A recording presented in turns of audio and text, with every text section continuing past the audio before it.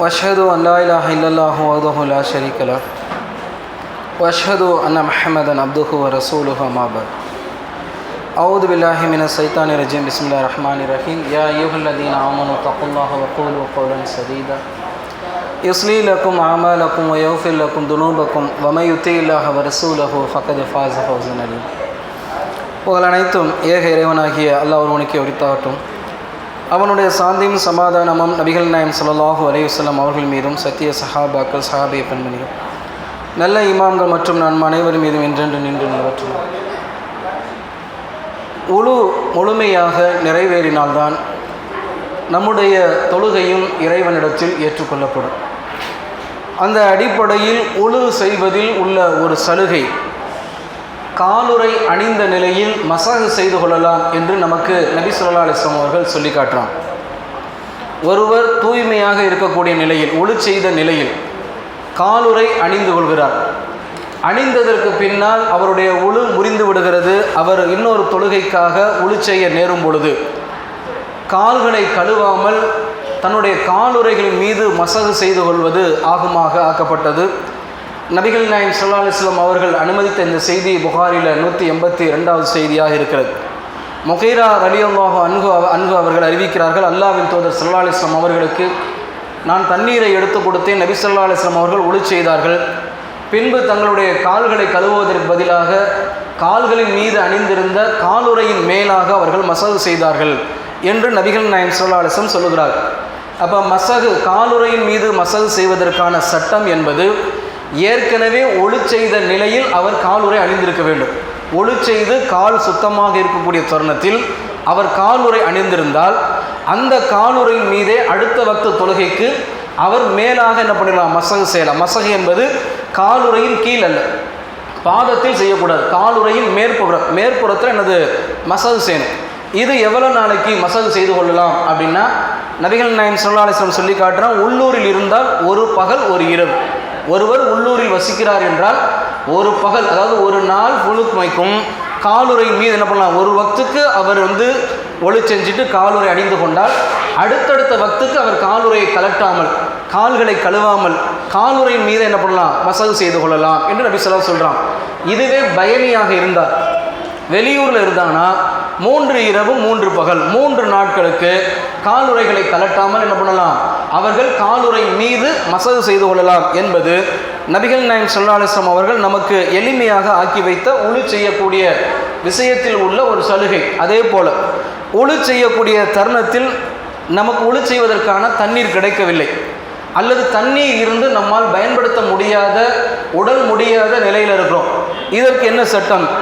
நபிகள் நாயகம் ஸல்லல்லாஹு அலைஹி வஸல்லம் அவர்கள் பனு முஸ்தலிக் என்று சொல்லக்கூடிய ஒரு போரிலிருந்து தன்னுடைய மனைவி அன்னை ஆயிஷா ரலியல்லாஹு அன்ஹாவோடு வர்றாங்க. ரசூலுல்லாஹ் எப்பவுமே போர்க்களத்துக்கு போனாங்கன்னா தன்னுடைய மனைவிமார்கள் என்ன பண்ணுவாங்க, அழைத்து கொண்டு சொல்வாங்க. அந்த அடிப்படையில் ஆயிஷா ரலியல்லாஹு அன்ஹாவோடு வந்து கொண்டிருக்கிறாங்க. பைதா என்று சொல்லக்கூடிய ஒரு இடத்துல நபிகள் நாயகம் ஸல்லல்லாஹு அலைஹி வஸல்லம் சென்று கொண்டிருக்கும் பொழுது அன்னை ஆயிஷா ரலியல்லாஹு அன்ஹா அவருடைய காதணி கலண்டு விழுந்துருச்சு. அது கழுத்தில் போடக்கூடிய ஒரு மாலை, அது கலண்டு விழுந்த உடனே ஆயிஷா ரலியல்லாஹு சொல்கிறாங்க, இந்த மாதிரி கலண்டு விழுந்துருச்சு. உடனே நபிகள் நாயகம் ஸல்லல்லாஹு அலைஹி வஸல்லம் தோழர்கள் என்ன பண்ணுறாங்கன்னா, இந்த இடத்துல முகாமிடுங்க, உங்கள் ஒட்டகங்கள் குதிரை எல்லாம் இந்த இடத்துல நிறுத்தி வைத்துக் கொள்ளுங்க அப்படிங்கிறாங்க. மாலை நேரம் விடுகிறது, இரவும் விடுகிறது. இப்போ பார்த்தா மக்கள் கொண்டு வந்த தண்ணி எல்லாம் தீர்ந்து போயிடுது, யாரிடமும் தண்ணி இல்லை. சுற்றி முற்றியும் பார்த்தா தண்ணீரும் இல்லை. பொதுவாகவே பாலைவனத்தில் பயணம் செய்யும் பொழுது எங்கே தங்குவாங்க அப்படின்னா கூடாரம் அடிப்பாங்கன்னா தண்ணீர் எந்த பகுதியில் இருக்குதோ, குட்டைகள் குளம் மாதிரி இருந்தால் அதற்கு அருகில் ஒரு கிணறு இருக்குது, கொட்டை இருக்குன்னா அங்கேக்குள்ளே வைப்பாங்க. அல்லது தண்ணீர் அவங்களுக்கு அதிகமாக போதுமான அளவுக்கு இருந்துச்சுன்னா அவங்க எந்த இடத்துல நிப்பாட்டி கொள்ளாங்க. இப்போ தர்ம சங்கடமான ஒரு நிர்பந்தமான ஒரு சூழலில் ஒட்டகங்கள் இலைப்பார வைக்கப்படுகிறது, தண்ணீர் இல்லை. மக்கள்லாம் கம்ப்ளைண்ட் பண்ணுறாங்க ரசூலுல்லாஹ்ட்ட, இந்த மாதிரி தண்ணீர் இல்லாத இடத்துல நம்ம வந்துட்டோமே அப்படின்னு சொல்கிறாங்க. இதே மக்கள் என்ன பண்ணுறாங்கன்னா அபூபக்கர் ரலியல்லாஹு அன்ஹு அவர்கிட்ட போய் சொல்கிறாங்க, உங்கள் மக பண்ண வேலையை பார்த்தீங்களா, அவங்க கழுத்தண்ணி தொலைஞ்சிருச்சுன்னு அவங்க என்ன பண்ணாங்க, உட்கார வச்சுட்டாங்க.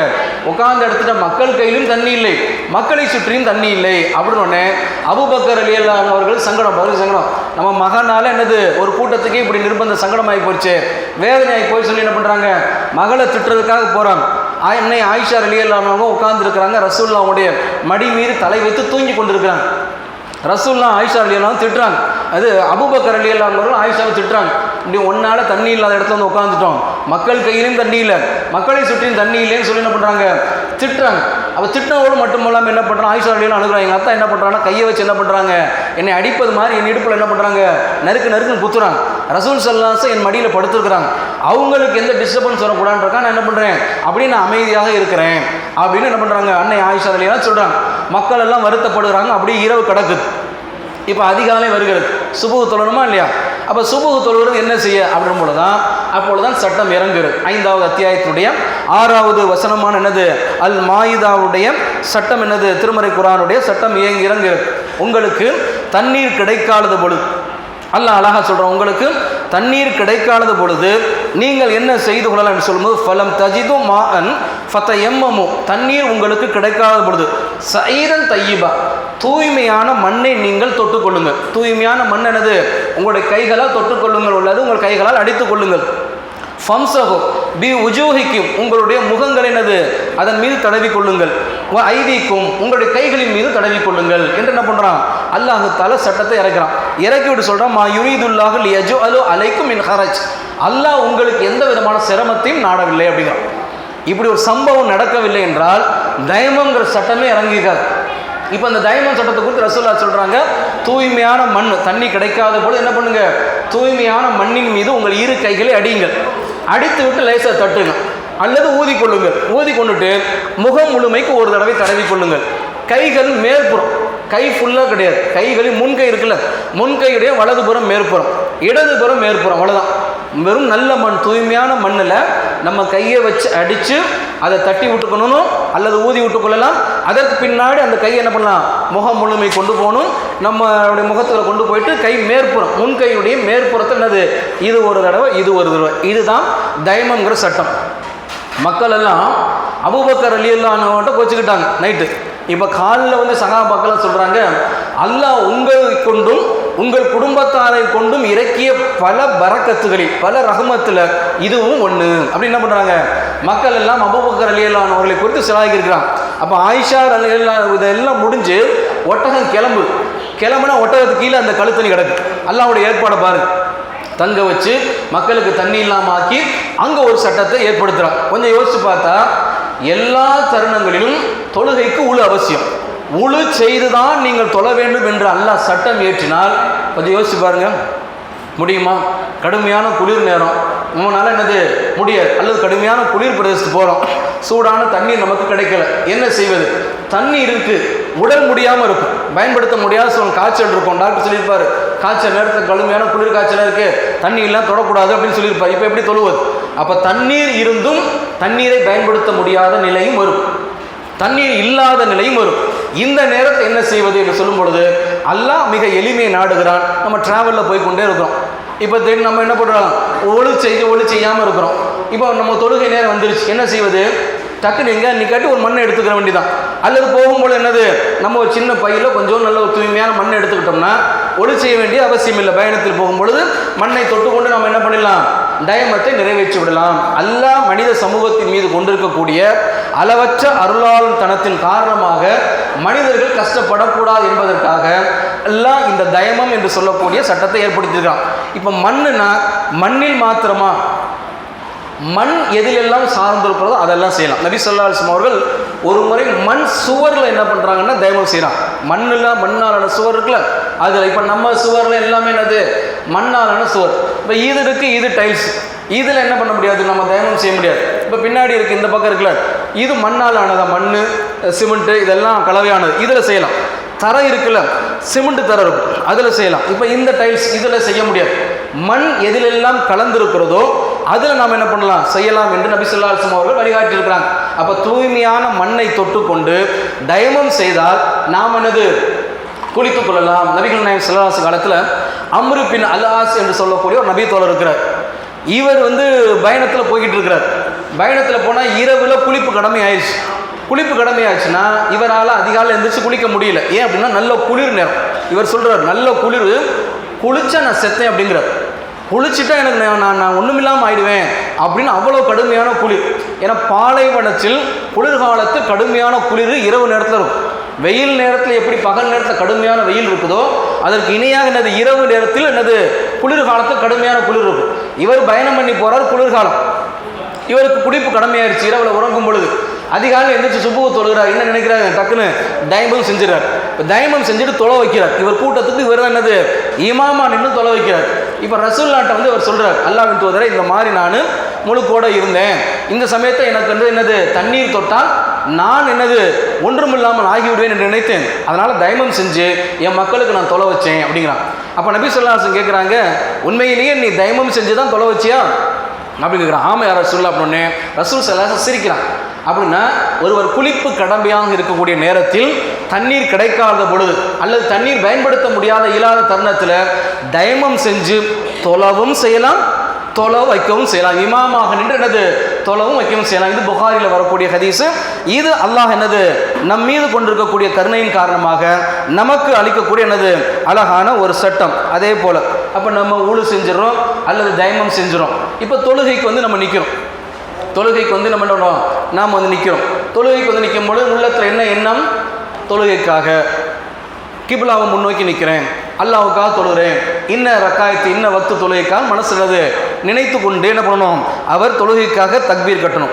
இப்போ தக்பீர் கட்டணும் அப்படின்னா அதில் தான் நிறைய சிக்கல் இருக்கிறது. ஏன்னா தொழுகையின் சட்டங்கள் அப்படின்னு நீங்கள் இன்றைக்கி பார்த்தீங்கன்னா ஹனஃபிக்கு ஒரு சட்டம், அதே மாதிரி சாஃபிக்கு ஒரு சட்டம், ஹம்பலிக்கு ஒரு சட்டம், மாலிக்கு ஒரு சட்டம். இந்த நாலுமே 4 விதமாக இருக்கும். இப்படி ரசூலுல்லாஹ் சொல்லியிருப்பாங்களா கொஞ்சம் யோசிச்சு பாருங்கள். ஹனஃபிக்கு ஒரு சட்டம், சாஃபிக்கு ஒரு சட்டம். நீங்கள் இமாம்கிட்ட போய் தொழுகைக்கான சட்டம் நீங்கள் கேளுங்க, எப்படி தொழுறதுன்னு கேளுங்க. முதல்ல அவர் கேட்பார், நீ ஹனஃபியா சாஃபியா அப்படி தான் கேட்பார். ஏன்னா ஹனஃபிக்கு ஒரு சட்டம் இருக்குது, சாஃபிக்கு ஒரு சட்டம். உதாரணத்துக்கு தக்பீர் கட்டணும். இப்போ தக்பீர் கட்டி கையை நெஞ்சில் கட்டுவதா அல்லது வயிற்றில் கட்டுவதா? இப்போ ஹனஃபியாக இருந்தால் வயிற்றில் கட்டணும், சாஃபியாக இருந்தால் இடதுபுற நெஞ்சில் என்னது கையை கட்டணும். இப்படி 2 சட்டம் இருக்கிறத பார்க்குறோம். நபி ஸல்லல்லாஹு அலைஹி வஸல்லம் எப்படி சொல்லி தர்றாங்க, அல்லாஹ்வின் தூதர் ஸல்லல்லாஹு அலைஹி வஸல்லம் தொழுகை குறித்து சஹாபாக்கள் அறிவிக்கிறாங்க. வாயில் பின் ஹுஜர் என்று சொல்லக்கூடிய ஒரு நபித்தோழர் ரசூலுல்லாஹ்வுடைய தொழுகையை, அவர் வெளியூர்லேருந்து வர்றார், வெளியூர் வாசி, வெளியூர்லேருந்து வந்து என்ன பண்ணுறாருன்னா ரசூலுல்லாஹ்வுடைய தொழுகையை கவனித்து மக்கள்கிட்ட போய் சொல்லணுங்கிறதுக்காகவே பர்பஸாகவே வர்றார். இவர் வந்து என்ன பண்ணுறாரு, ரசூலுல்லாஹ்வுடைய A to Z தொழுகையுடைய ஆரம்பத்திலிருந்து கடைசி வரைக்கும் என்ன பண்ணுறாரு, எல்லாத்தையும் பார்க்குறாரு. இந்த செய்தி என்னது நசையி என்று சொல்லக்கூடிய கிதாபில் என்னது ஆதாரபூர்வமான செய்தியாக பதிவு செய்யப்படுகிறது. அப்போ வாயில் பின் ஹுஜர் என்று சொல்லக்கூடிய நபித்தோழர் என்ன அறிவிக்கிறார்னா, நபிகள் நாயகம் ஸல்லல்லாஹு அலைஹி வஸல்லம் அவர்கள் தங்களுடைய கைகளை தங்களுடைய காதின் சோனை வரை உயர்த்தினார்கள். சோனைனா காதினுடைய அடிப்பகுதி, காதினுடைய அடிப்பகுதி தொடக்கூடாது, காதின் அடிப்பதே தொட்டாரும் ஹதீஸ் வரல. எப்படி வருகிறது, காதின் சோனை வரை கையை உயர்த்தினார், நெருக்கமாக இருக்கும். அதே போல் நபிகள் நாயகம் ஸல்லல்லாஹு அலைஹி வஸல்லம் அவர்கள் தங்களுடைய கையை தங்களுடைய 2 புஜங்களின் உயரம் அளவிற்கு என்னது நபிகள் நாயகம் ஸல்லல்லாஹு அலைஹி வஸல்லம் உயர்த்தினார்கள். இது புகாரில் வரக்கூடியது இந்த செய்தி. கையை புஜம் வரைக்கும் உயர்த்தினார்கள் என்றது புகாரில் இன்னொரு ஹதீஸ் வருகிறது. அப்போ 2 விதமாக ரசூலுல்லாஹ் காட்டியிருக்கிறாங்க. ஒன்று கையை புஜம் வரைக்கும் என்னது உயர்த்தி இருக்கிறாங்க, இன்னொரு காதின் சோனை வரைக்கும் உயர்த்தி இருக்கிறாங்க. ஆனால் அந்த 2 நேரத்திலுமே தன்னுடைய உள்ளங்கையை கிபிலாவை முன்னோக்கி வச்சிருக்கிறான். ஏன்னா நிறைய பேர் என்ன பண்ணுறாங்கன்னா தொலை வர்றாங்க, தொலை வைக்கிறாங்க அப்படி இப்படின்றாங்க. ஏன்னா இந்த போகிற போக்கில் இந்த கோயிலை பார்த்த உடனேயே அப்படி சல்யூட் அடிச்சுட்டு போவான்ல, அது மாதிரி என்ன பண்ணுறாங்கன்னா மக்கள் இப்படி இப்படின்னு செய்கிறாங்க. இது ஒன்றத்துக்கு ஏற்புடையது. ரசூலுல்லாஹ் சொன்ன மாதிரி செய்யணும். அல்லாஹ்வின் தூதர் ஸல்லல்லாஹு அலைஹி வஸல்லம் சொல்கிறாங்க, சல்லு தொழுங்க. எப்படி தொழணும், நான் எப்படி சொல்லேனே, கமா ரைத்துமூனி உசல்லி, நான் எப்படி தொழுதானே அது மாதிரி தொழுங்க. ரசூலுல்லாஹ் அழகாக சொல்கிறாங்க, என்ன மாதிரி தொழணும், அப்படி தொழுதாதான் அல்லாஹ்வோட தினது கூலி கிடைக்கும். அப்போ நபி ஸல்லல்லாஹு அலைஹி வஸல்லம் அவர்கள் கையை காதின் சோனை வரைக்கும் உயர்த்தினாங்க, புஜம் வரைக்கும் உயர்த்தினாங்க. 2 செய்தி இருக்கிறது. 2 நேரத்திலையும் தன்னுடைய உள்ளங்கை கிபிலாவை முன்னோக்கி இருக்குது. பொதுவாகவே நம்முடைய எல்லாமே எதை நோக்கி இருக்கணும், கிபிலாவை முன்னோக்கி தான் இருக்கணும். அப்போ கிபிலாவை முன்னோக்கி நபி ஸல்லல்லாஹு அலைஹி வஸல்லம் அவர்கள் கையை தன் நெஞ்சின் மீது கட்டினாங்க. புகாரில் வரக்கூடிய ஹதீஸ் என்னன்னா, ஹுல்புத்தாய் ரலியல்லாஹு அன்ஹு என்று சொல்லக்கூடிய ஒரு நபித்தோழர் அறிவிக்கிறார். ரசூல் ஸல்லல்லாஹு அலைஹி வஸல்லம் அவர்கள் தங்களுடைய இடது கையை நெஞ்சின் மீது வைத்தார்கள், தங்களுடைய வலது கையை தங்களுடைய இடது கையின் உடைய முன்கை, மணிக்கட்டு, குடங்கை 3 மீது படும்படி வைத்தார்கள் அப்படின்னு வருது. இது ஒரு செய்தி. 3 மீது படுதுன்னா இது முன்கை, இது மணிக்கட்டு, இது குடங்கை, 3லையும் படணும். அப்படின்னா இப்படி இருக்கணும், நம்முடைய உள்ளங்கை இங்கேயும் படணும், இங்கேயும் படணும், இதுலையும் படணும், இப்படி இருக்கணும் கரெக்டாக. அப்படின்னா உங்களுடைய உள்ளங்கையில் நடுப்பகுதி மணிக்கட்டில் இருக்கணும். மணிக்கட்டில் இருந்தால் கரெக்டாக குடங்கையும் மீது படும், முன்கை மீது படும். இது ஒரு செய்தி. அதே மாதிரி இன்னொரு செய்தி என்னென்னா, நபிகள் நாயகம் ஸல்லல்லாஹு அலைஹி வஸல்லம் அவர்கள் முழுமையாக தங்களுடைய குடங்கையின் மீது வைத்தார்கள். குடங்கைன்னா முட்டுக்கு பக்கத்தில் இருக்குது. இப்படி ரசூலை பிடிக்கலாம் இல்லை, வளையம் விட்டார்கள் என்பது ஆதாரப்பூர்வமற்ற செய்தி. வளையம்லாம் ரசூலை விடலை. நபி ஸல்லல்லாஹு அலைஹி வஸல்லம் குடங்கை கிட்ட வைக்கிறாங்க. குடங்கை கிட்ட சில பேர் இப்படி பிடிப்பாங்க, இப்படிலாம் பிடிக்கக்கூடாது, இப்படி பிடிக்கிறது இப்படி பிடிக்கிறது பிடிக்கக்கூடாது. ரசூலை வச்சாங்கன்னா ஒரு நபிகளார் இடது கையை நெஞ்சில் வைத்தார்கள், வலது கையை எனது கைது மீன் வைத்தார்கள். இது ஒரு செய்தி, இது ஒரு செய்தி, ரெண்டுலையுமே வச்சுக்கலாம். ஒன்று குடங்கை கிட்ட வைத்துக் கொள்ளலாம், குடங்கையை தொடக்கூடாது. குடங்கைன்னா நம்ம குடத்தை தூக்குறாங்கல்ல, அதனால அந்த குடங்கைன்னு சொல்லுவாங்க. குடங்கை கிட்ட வைக்கணும், அல்லது மூன்றின் மீது படுற குடங்கை, மணிக்கட்டு, முன்கை மூன்றின் மீது படுற மாதிரி, உள்ளங்கை படுற மாதிரி இப்படி வச்சுக்கணும். இதுதான் செய்தி. அப்போ வயிற்றின் மீது வைத்தார் என்று சொல்வதற்குரிய செய்தி என்பது ஆதாரப்பூர்வமற்ற செய்தி. இது வைக்க மாட்டான் ரசூல் ஸல்லல்லாஹு அலைஹி வஸல்லம். இப்படி என்ன பண்ணல சொல்லல. நபிகளார் மீது சொல்லப்பட்ட இட்டுக்கட்டப்பட்ட செய்தியில் என்னது இதுவும் ஒன்று. ஷாஃபி இமாமும் இப்படி வைப்பாங்க, ஷாஃபி மதுஹப் இப்படி வச்சிருப்பாங்க, இப்படி வச்சு நிற்பாங்க, நெஞ்சில் வைப்பாங்க. ஆனால் நெஞ்சிலங்கிறது என்னது கடைசியில் போயிடும். கை கிட்ட நெஞ்சில் என்ன பண்ணுவாங்க இப்படி வைப்பாங்க. இப்படி வச்சா சஃப்புகளை பேணவே முடியாது. அப்போ ரசூலுல்லாஹ் சொன்ன வார்த்தை என்னது நிறைவேற்ற முடியாது. இப்படி வச்சுக்கிட்டு நீங்கள் சஃப்பு நின்று பாருங்க, தள்ளி தான் நிற்கும். உங்கள் கை எங்களுக்குள்ள நிற்குதோ அதை தாண்டி அங்கே நிற்கணும். தோளோடு தோல் உரசல், தோளோட தோல் ரசூலை உரசன்றாங்கல்ல, தோலுக்கு நெருக்கமாக நில்லுன்றாங்கல்ல. அப்போ தோலுக்கு நெருக்கமாக நில்லுங்கன்னா நெஞ்சில் கரெக்டாக கை கட்டினா தான், ஆணாக இருந்தாலும் பெண்ணாக இருந்தாலும் நெஞ்சின் மீது தான் கை கட்டணும். இது நபிகள் நாயகம் ஸல்லல்லாஹு அலைஹி வஸல்லம் அவர்கள் சொல்லித்தந்த வழிமுறை. மறுமை நாளில் அல்லாஹ் ஷாஃபி இமாம் சொன்னது போல தொழுதியா கேள்வி கேட்க மாட்டான். ஹனஃபி இமாம் சொன்ன மாதிரி கேள்வி கேட்க மாட்டான். உங்களுடைய அத்தா அம்மா சொன்ன மாதிரி கேள்வி கேட்க மாட்டான். உங்களுடைய இமாம்கள் சொன்ன மாதிரி கேள்வி கேட்க மாட்டான். என்னுடைய ஹபீப், என்னுடைய தூதர் சொன்ன மாதிரி செஞ்சாதான் கொஸ்டின். இதை செய்யலைன்னா ஒன்றுமே செய்ய முடியாது. நம்ம கவனத்தில் கொள்ளணும். ஆதாரபூர்வமான செய்தி நீங்களும் பாருங்கள். நசை கிதாப் இருக்குது, இந்த இருக்குது, நம்மகிட்ட கிதாப் இருக்குது. நாம மொழிபெயர்த்தது அல்ல, தௌஹீத் ஜமாத் மொழிபெயர்த்தது அல்ல. தௌஹீத் ஜமாத் முதலாக ஹதீஸை மொழிபெயர்த்து கொடுத்தாங்க. தௌஹீத் ஜமாத்துடைய ஆரம்ப கால இமாம்கள் தான் முதலாக ஹதீஸ், இது வரலாற்று உண்மை, முதலாக ஹதீஸ் என்பது தமிழில் மொழிபெயர்க்கப்பட்டது யாராலுன்னா தௌஹீத் ஜமாத்துடைய அறிஞர்கள் தான்.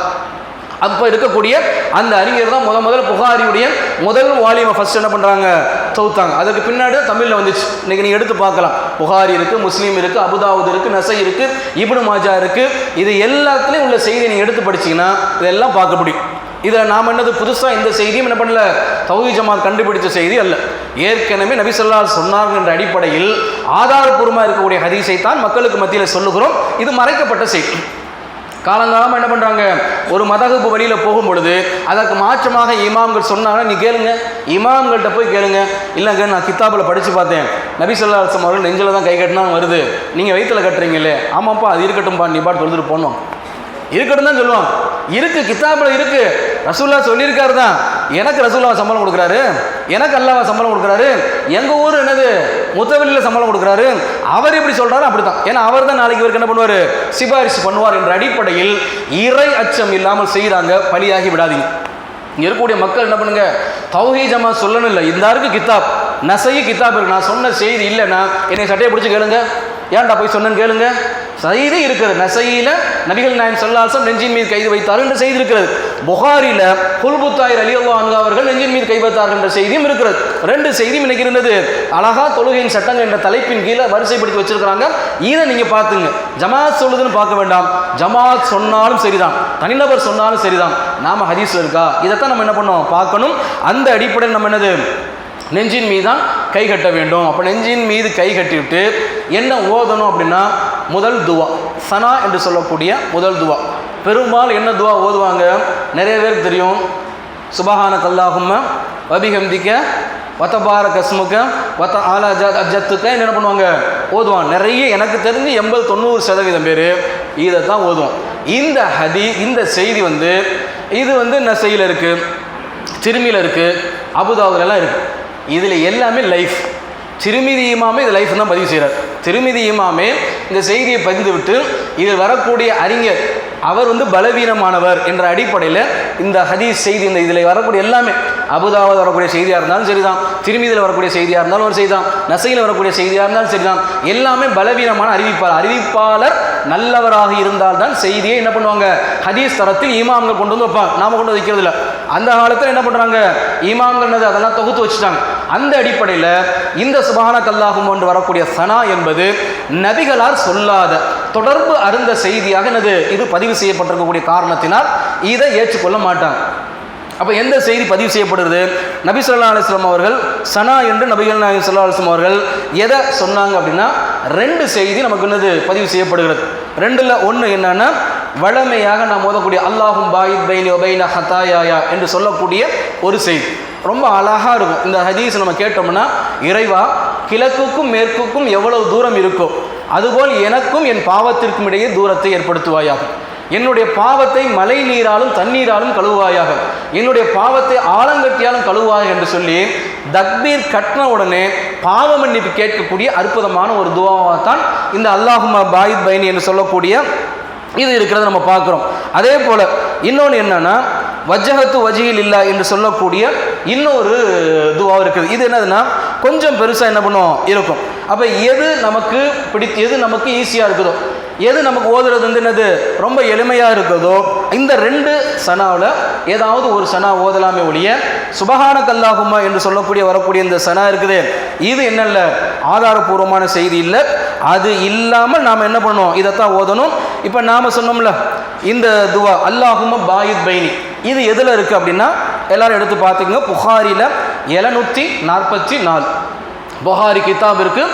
தொழுகையின் சட்டங்கள் அழகா புகாரிமா வந்து ரொம்ப அற்புதமாக தொகுத்து வச்சுட்டு போயிட்டார். புகாரிமா முஸ்லீமா ரொம்ப சிரமமே இல்லை, எல்லாத்துமே ஹெட்லைன் கீழே தான் இருக்கும். தொழுகை நோன்பு இப்படின்னு ஒவ்வொன்றும் பெரும் உழைப்பு செய்திருக்கிறார்கள் அந்த கால இமாம்கள். அந்த உழைப்பெல்லாம் நம்ம என்னது மறுதளிக்க முடியாது. அல்லாஹ் அவர்களுக்கு அருமையான கூலியை வழங்கட்டும். அல்லாஹ்விடத்தில் அவர்களுக்கு பிரார்த்தனை செய்வோம். அபூ ஹுரைரா ரலியல்லாஹு அன்ஹு அவர் அறியக்கூடிய செய்தி புகாரியில் 744 எடுத்து போய் என்ன பண்ணுங்க, அல்லாஹும்ம பாயித் பைனி என்று சொல்லக்கூடிய இது சின்ன துவா, ஒரு 3 வசனமாக இருக்கும். இதை நீங்கள் என்ன பண்ணிக்கலாம், மனப்பாடம் பண்ணிக்கலாம். அடுத்து வஜ்ஜஹத்து வஜ்ஹில் இல்லதி ஃபதர சமாவாத்தி என்று சொல்லக்கூடிய இன்னொரு துவா, அதில் எதில் இருக்குன்னு சொன்னால் நசையில 887 ஹதீஸ், அலி ரலியல்லாஹு அன்ஹு அவர்கள் அறிவிக்கக்கூடிய செய்தி. நசையில 887 இதே ஹதீஸ், இதே செய்தி, இதே துவா முஸ்லீம்லையும் 1290. முஸ்லீமில் ஈஸியாக இருக்குது. முஸ்லீமில் என்னது அதே பாட தலைப்பு கீழே வந்துடும். 1290. புகாரியில் ஒரு செய்தி இருக்கிறது, முஸ்லீமில் ஒரு செய்தி இருக்கிறது. 2லுமே இந்த 2 துவா ஆதாரபூர்வமான துவா. இந்த துவா ஓதிக்கிட்டு தான் நம்ம பிஸ்மில்லா சொல்லி நம்ம என்ன பண்ணணும், அல்ஹம்து சூரா, துணை சூரா இதையெல்லாம் நம்ம ஓதும். இப்படி நம்ம தொழுகையை அமைத்து கொண்டால்தான் இந்த தொழுகை இறைவனிடத்தில் ஏற்புடையதாக இருக்கும். இந்த சட்டங்களை முழுமையாக ஏற்று அதை பின்பற்றி நடக்கக்கூடிய நன்மக்களாக அல்லாஹ் உங்களை என்னை ஆக்கி அருள் புரிவானாக. வாஹிர் தவான் அல்ஹம்துலில்லாஹி ரப்பில் ஆலமீன். அஸ்ஸலாமு அலைக்கும் வரஹ்மத்துல்லாஹி வபரகாத்துஹு. இன்ஷா அல்லாஹ் நாளைய சஹருடைய முடிவு